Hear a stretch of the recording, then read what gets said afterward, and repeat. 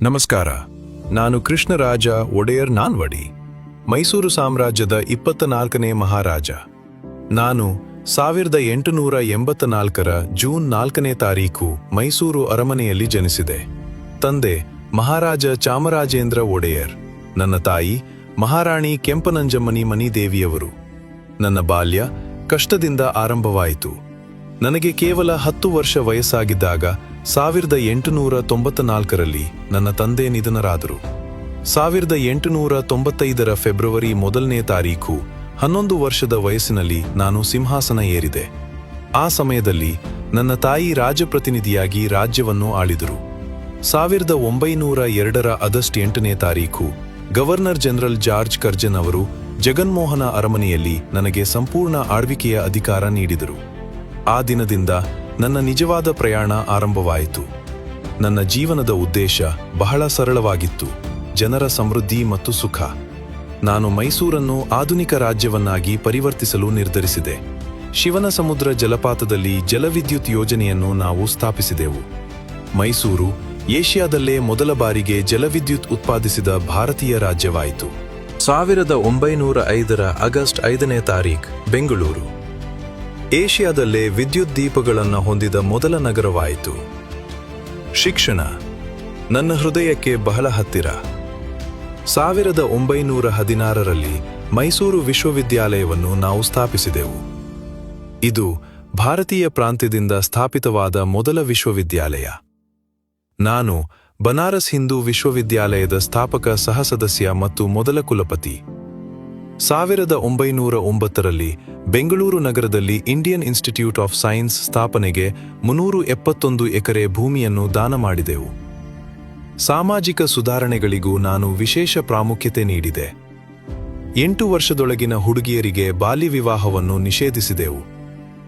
ವಿಧವೆಯರಿಗೆ ವಿದ್ಯಾರ್ಥಿ ವೇತನ ನೀಡಿದೆವು. 1923ರಲ್ಲಿ ಮೈಸೂರು ಭಾರತದಲ್ಲೇ ಮೊದಲ ಬಾರಿಗೆ ಮಹಿಳೆಯರಿಗೆ ಮತದಾನದ ಹಕ್ಕು ನೀಡಿದ ರಾಜ್ಯವಾಯಿತು. 1924ರಲ್ಲಿ ನಮ್ಮ ಕನಸಿನ ಯೋಜನೆ ಕೃಷ್ಣರಾಜಸಾಗರ ಅಣೆಕಟ್ಟು ಪೂರ್ಣಗೊಂಡಿತು. ಇದು ನಮ್ಮ ರಾಜ್ಯದ ಕೃಷಿಗೆ ಹೊಸ ಜೀವ ತುಂಬಿತು. ಸಾವಿರಾರು ಎಕರೆ ಭೂಮಿ ಫಲವತ್ತಾಯಿತು. ಕೈಗಾರಿಕೆಗಳ ಅಭಿವೃದ್ಧಿಯು ನಮ್ಮ ಆದ್ಯತೆಯಾಗಿತ್ತು.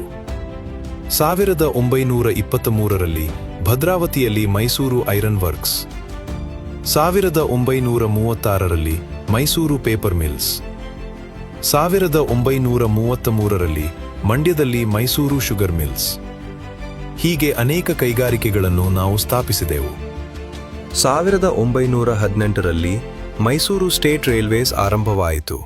ನಾನು ಸಂಗೀತ ಪ್ರೇಮಿ.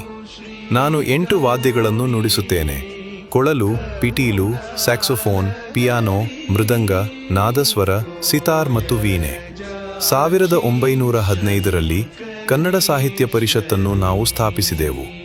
ನಾನೇ ಅನೇಕ ಕನ್ನಡ ಕವನಗಳನ್ನು ರಚಿಸಿದ್ದೇನೆ. 1925ರಲ್ಲಿ ಮಹಾತ್ಮ ಗಾಂಧೀಜಿ ನನ್ನನ್ನು ರಾಜರ್ಷಿ ಎಂದು ಗೌರವಿಸಿದರು. 1930ರಲ್ಲಿ ಲಂಡನ್ನಲ್ಲಿ ನಡೆದ ರೌಂಡ್ ಟೇಬಲ್ ಸಮ್ಮೇಳನದಲ್ಲಿ ಜಾನ್ ಸಾಂಕೆ ಹೇಳಿದರು: ಮೈಸೂರು ವಿಶ್ವದಲ್ಲೇ ಅತ್ಯುತ್ತಮವಾಗಿ ಆಡಳಿತ ನಡೆಸುವ ರಾಜ್ಯ. 1900ರ ಜೂನ್ 6ನೇ ತಾರೀಖು ನಾನು ಮಹಾರಾಣಿ ಪ್ರತಾಪಕುಮಾರಿ ದೇವಿಯವರನ್ನು ವಿವಾಹವಾದೆ. ನನ್ನ ಜೀವನದುದ್ದಕ್ಕೂ ನಾನು ನನ್ನ ಜನರ ಸೇವೆಯಲ್ಲಿದ್ದೆ. ಬಡತನ ನಿವಾರಣೆ, ಶಿಕ್ಷಣ ಪ್ರಸಾರ, ಆರೋಗ್ಯ ಸೌಲಭ್ಯಗಳು ಇವೇ ನನ್ನ ಜೀವಿತಾವಧಿಯ ಧ್ಯೇಯ. ಜನರು ನನ್ನನ್ನು ಆಧುನಿಕ ಮೈಸೂರಿನ ತಂದೆ ಎಂದೂ ಕರೆಯುತ್ತಾರೆ. ನನ್ನ ಆಳ್ವಿಕೆಯನ್ನು ಮೈಸೂರಿನ ಸುವರ್ಣಯುಗ ಎಂದು ಸ್ಮರಿಸುತ್ತಾರೆ. ಕೆಆರ್ಎಸ್ ಅಣೆಕಟ್ಟು, ಕೆಆರ್ ಮಾರ್ಕೆಟ್, ಕೆಆರ್ ನಗರ ಇವೆಲ್ಲವೂ ನಮ್ಮ ಕನಸುಗಳ ಸಾಕ್ಷಿಗಳು.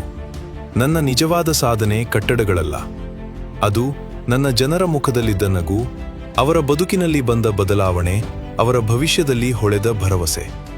ಮೈಸೂರನ್ನು ಆಧುನಿಕ, ಶಿಕ್ಷಿತ, ಸಮೃದ್ಧ ರಾಜ್ಯವನ್ನಾಗಿ ಮಾಡುವುದು ಇದೇ ನನ್ನ ಜೀವನದ ಉದ್ದೇಶ. ಮತ್ತು ಆ ಕನಸು ನನಸಾಗುವುದನ್ನು ನೋಡುವ ಭಾಗ್ಯ ನನಗಿತ್ತು. ಧನ್ಯವಾದಗಳು. ಜೈ ಮೈಸೂರು.